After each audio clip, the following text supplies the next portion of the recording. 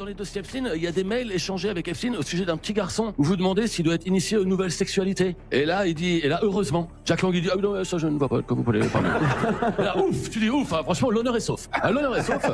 Mais il y a aussi des questions d'argent, il y a surtout des problèmes d'argent, en fait, dans les dossiers Epstein, des comptes offshore avec sa fille et tout ça. Puis à un moment, Apolline de Malherbe, elle dit, ouais, elle lui parle d'une enveloppe de 57 000 € qu'il aurait touché. Et là, il concède. Il concède qu'il a touché de l'argent d'Epstein pour produire un film sur sa propre carrière. Il dit, oui, alors oui, j'aggrave mon cas en disant ça. Et donc, elle lui dit, bah alors, il y a un film qui va sortir sur vous, alors. Et lui, il dit, non, mais non, parce que finalement, il n'a pas pu se faire.